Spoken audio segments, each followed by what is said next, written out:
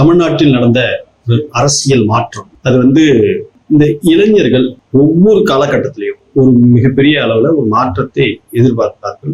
வழக்கமாக நடைபெறக்கூடிய 1964, 65 அந்த காலகட்டத்துல இந்தி மொழியை எதிர்த்து அன்றைய இருந்த கல்லூரி மாணவர்கள், பள்ளி மாணவர்கள், இளைஞர்கள் அப்படின்னு சொல்லி ஆயிரக்கணக்கான பேர் ரோட்ல திரண்டு சாலை மறியல் செய்து மிகப்பெரிய ஒரு போராட்டத்தை கட்டமைத்தார்கள். அந்த போராட்டத்துல சுமார் 70க்கும் மேற்பட்ட இளைஞர்கள் தீக்குளித்து மாண்டு போனார்கள். அந்த போராட்டத்திற்கு, அந்த எழுச்சிக்கு ஒரு காரணம் இருந்தது. ஏன்னா 1950 அரசியலமைப்பு சட்டம் நடைமுறை வரும்போது இன்னும் 15 ஆண்டுகளுக்கு ஆங்கில மொழி இணைப்பு மொழியாகவே நீடிக்கும் அப்படின்னு சொல்லி அன்றைய பிரதமர் ஜவஹர்லால் நேரு உறுதிமொழி கொடுத்திருந்தார். 1964 ஜவஹர்லால் நேரு மறைந்த பின்னாடி மீண்டும் இந்தி மொழி உள்ள வந்துரும் அப்படின்ற அந்த அச்சம் தமிழ்நாட்டு மக்களுக்கு பெரிய அளவுல இருந்தது. குறிப்பா தமிழ்நாட்டு மக்கள்னு சொல்லக்கூடிய இளைஞர்களுக்கு பெரிய அளவுல ஒரு ஆதங்கம் இருந்தது.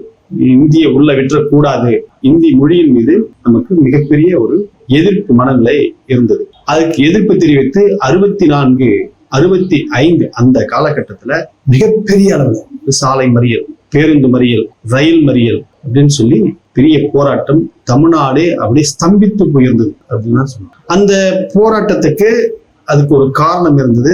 அதன் பின்னாடி நடந்த தேர்தல்ல 1967 திராவிட முன்னேற்ற கழகம் வெற்றி பெற்றது. அந்த மாணவர்கள், இளைஞர்களுடைய எழுச்சி தான் அதற்கான முக்கிய காரணம். திமுக அன்றைய தேர்தலில் மாபெரும் வெற்றியை பெற்றது. அறிஞர் அண்ணா முதலமைச்சராக பதவியேற்றுக் கொண்டார். அதனுடைய தொடர்ச்சி தான் அண்ணா ஆட்சிக்கு வந்த உடனே தமிழ்நாட்டிற்கு தமிழ்நாடு என்று பெயர் சூட்டி அழகு பார்த்தார்.